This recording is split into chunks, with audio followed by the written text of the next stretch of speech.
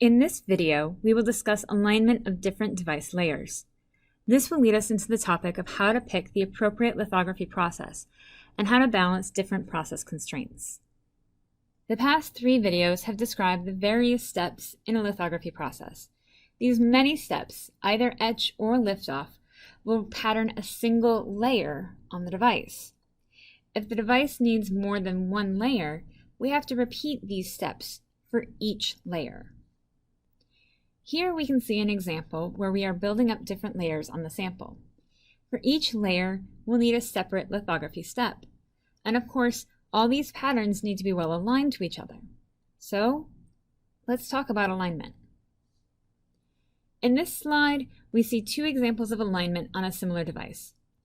The left image shows the fully built, well-aligned device.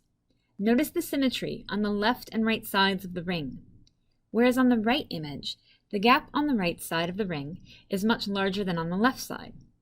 The person making this device noticed this asymmetry after development and reworked the wafer, rather than embedding an overlay error into the device and having a failure later. Alignment issues are a key reason to inspect your device prior to doing any further processing. Let's define a couple of terms that come up frequently with alignment. Alignment is a common term, but its specific meaning refers to the action of aligning the substrate, the machine, and the mask, assuming there is a mask. Overlay refers to the result on the substrate. Poor alignment will result in an overlay error. In addition to alignment and overlay, other terms you will hear are alignment tolerance or alignment error, which is the amount of misalignment that is acceptable for a device to function. One more, less common term is registration, which refers to either the alignment targets or the position of the targets used in alignment. We'll be using the more common term, alignment mark, in this presentation. A common question about alignment marks is where should they go? Different tools may have some restrictions on alignment mark placement, but in general, alignment marks should be as far apart as is practical. The example below shows why. Imagine that you have 2 alignment marks close to the center of the sample. You align them closely to the matching targets on the machine or mask.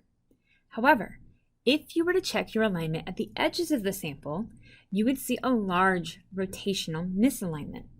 By placing your alignment targets near the edges of your sample, you will see smaller rotational overlay errors.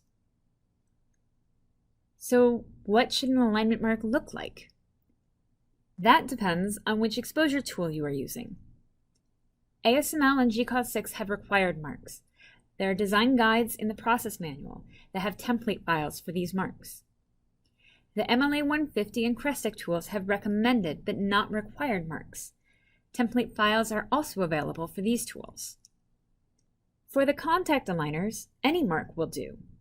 A heads up here. On a contact aligner, the alignment mark will be printed on each lithography layer. This isn't true on a stepper or laser writer. Because the alignment mark is printed along with the rest of the pattern, contact alignment marks build on each other. Stepper alignment marks can be protected from subsequent processing, so a single design will work for all layers.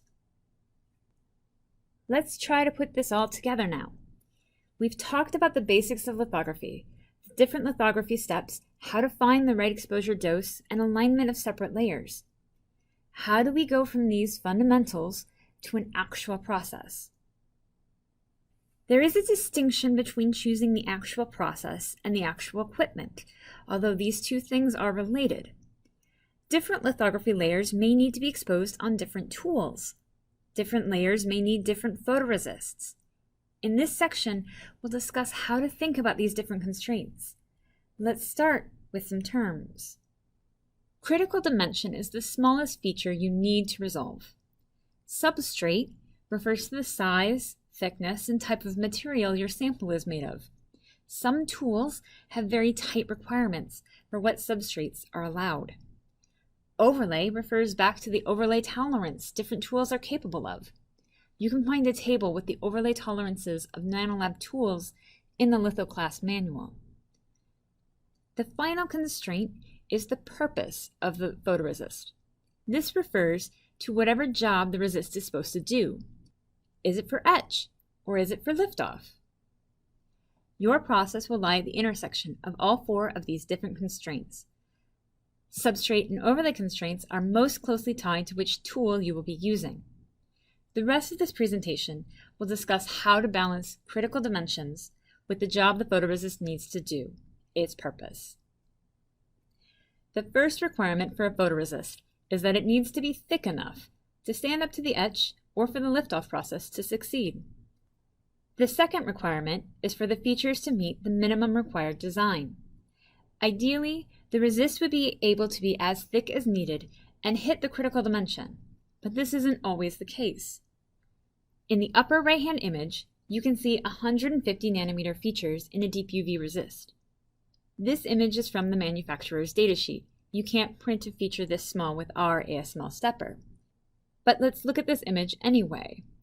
The thickness of the resist is only 0.5 micron thick.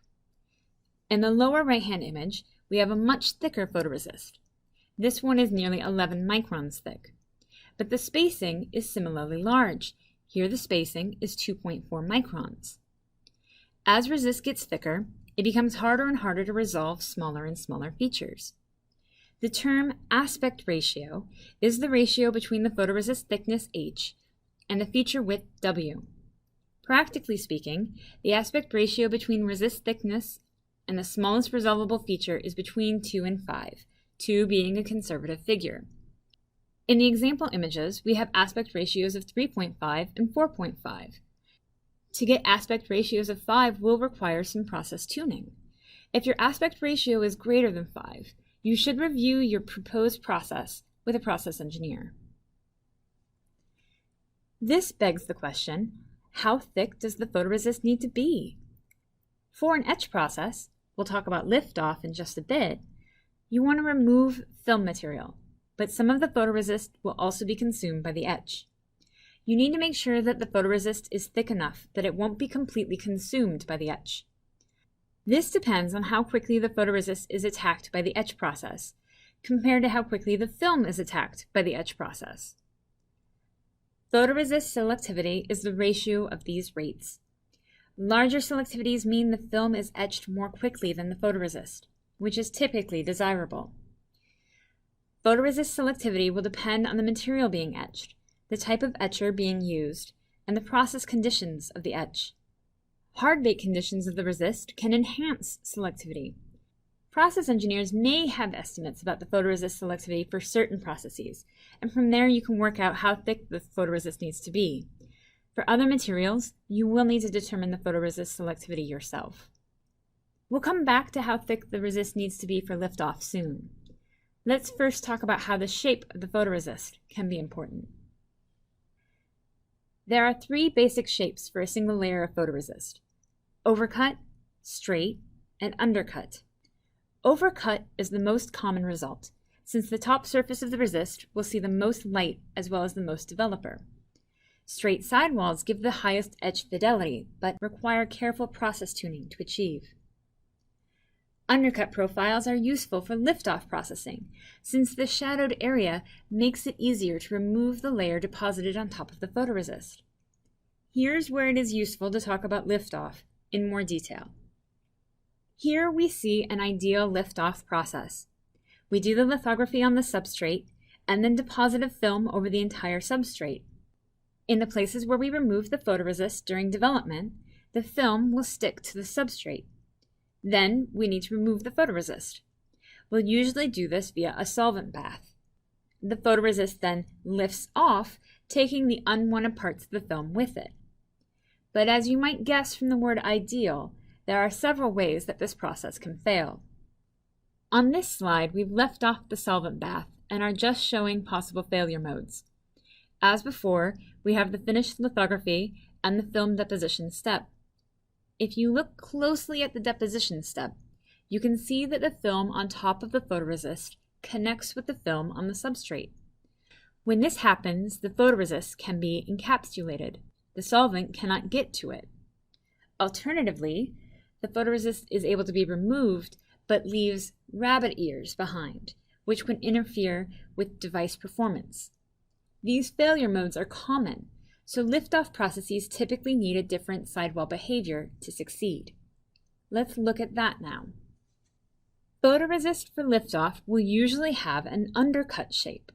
This can be done with a single layer of photoresist, as shown on the top, but is more commonly done with two different photoresist layers, as shown below. The underlayer, called either a lift-off resist or a lift-off layer, depending on the manufacturer, dissolves in developer to create an undercut. The dissolution rate depends on multiple process factors to give a large and controllable undercut process. Process engineers can help you fine-tune this if needed. Now we can finally return to the question of how thick the photoresist needs to be for the liftoff process. With a liftoff process, it isn't the thickness of the photoresist that is most critical. It is the thickness of the liftoff resist that is most important. Your liftoff resist should be thicker than your deposited film.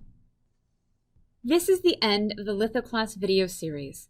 In these videos, we've talked about the different steps to mask and pattern material on substrates. We've talked about different exposure tools and how to balance different process constraints to fabricate the device.